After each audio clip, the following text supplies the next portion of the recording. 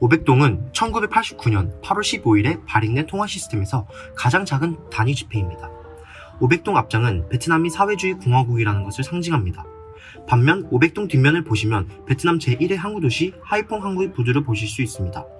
하이퐁 항구는 베트남 사회 경제, 안보, 그리고 북부 지역의 전략적 요충지이며 항구 도시, 바다로 나가기 위한 베트남의 주요 관문입니다.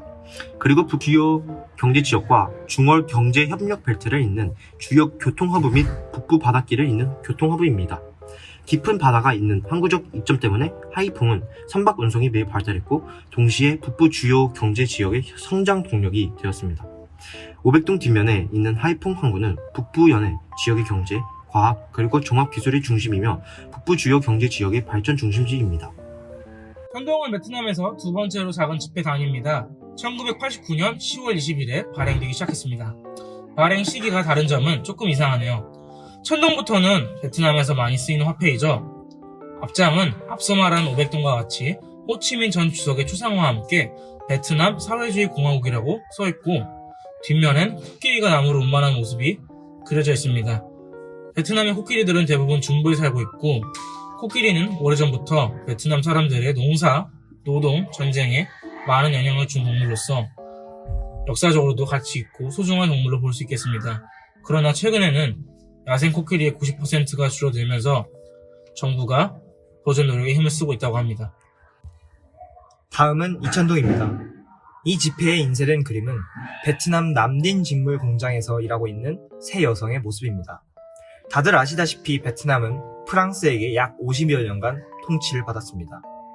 이때 프랑스의 총독 장 드 라느상은 자국으로 직물을 가져가기 위해 건설하였다고 합니다. 남딘성에 위치한 이 공장은 당시 인도차이나에서 가장 큰 규모를 자랑했다고 합니다. 1954년 이후 베트남 정부가 프랑스인들로부터 이 공장을 접수한 뒤 공장관리위원회를 조직하고 공장을 자체적으로 운영하기 시작했습니다. 이후 베트남의 경제 성장에 중요한 역할을 하며 지폐에도 실릴 만큼 상징적인 장소였지만 2016년 초에 새로운 건물을 건설하기 위해 남딘 직물 공장을 철폐하였습니다. 개인적으로는 이렇게 상징적인 건물은 보존하는 게 더 좋을 것 같다는 생각이 듭니다. 베트남 화폐의 만동에 대해서 알아보도록 하겠습니다. 만동부터는 천 단위의 화폐들과는 다르게 종이가 아닌 폴리머 재질의 플라스틱으로 만들어져 있습니다. 베트남의 지폐는 플라스틱으로 만들어져서 그런지 반짝거리고 더욱 예쁜 것 같아요. 뿐만 아니라 종이돈보다 더욱 오래 사용할 수 있다는 장점이 있습니다. 그럼 만동 지폐에는 무엇이 그려져 있는지 함께 보도록 할까요? 만동 지폐의 앞장 역시 공통으로 호치민 주석이 그려져 있습니다.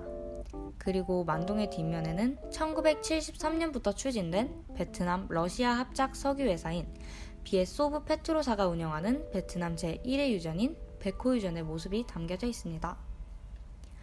베트남의 베코유전은 붕따오 해변과 무이나 해변 사이의 바다에 위치해 있는 해상유전입니다.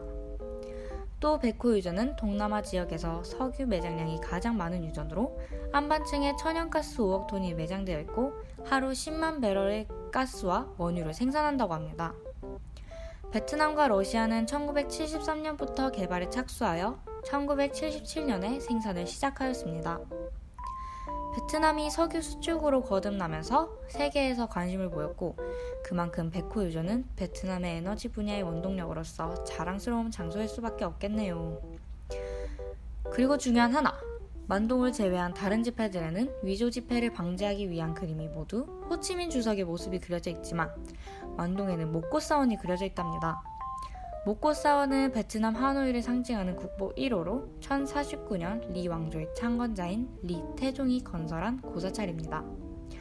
혹시 지금 베트남 지폐가 있다면 한번 비교해보세요. 다음으로 알아볼 화폐는 10만동입니다. 10만동 역시 앞장은 호치민 주석이 새겨져 있습니다. 뒷면에 있는 장소는 과연 어디일까요?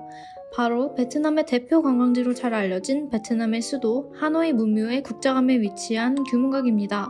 우리나라에도 국자감이 고려시대의 국립교육기관으로 국자감이라는 동일 명칭을 사용하였다고 합니다.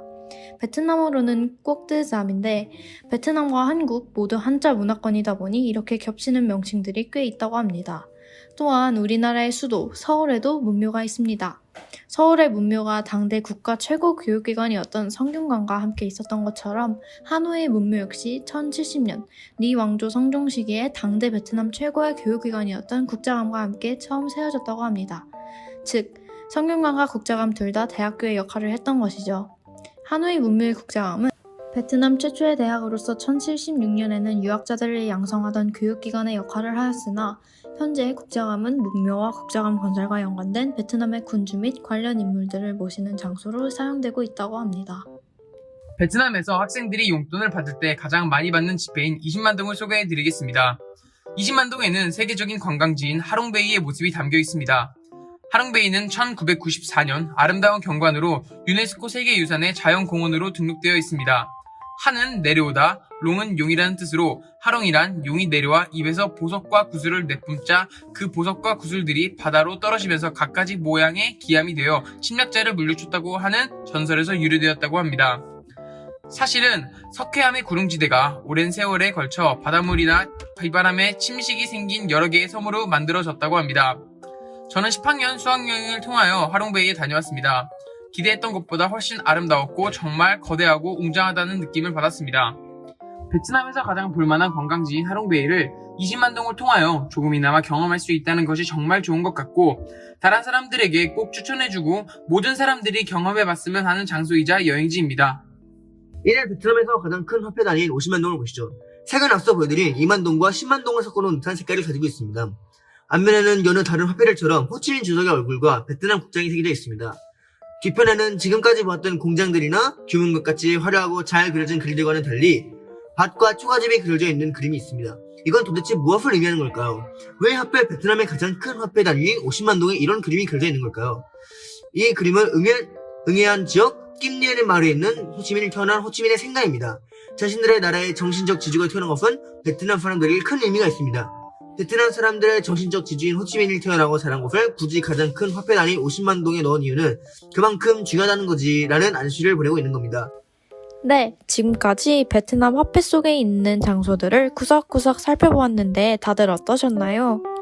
평소에 지갑에 들고 다니는 화폐 속에 있는 장소들에 관심을 기울이고 화폐 속에 있는 장소들을 실제로 찾아가 보는 것은 어떨까요? 지금까지 히에우 비엔남이었습니다. 감사합니다.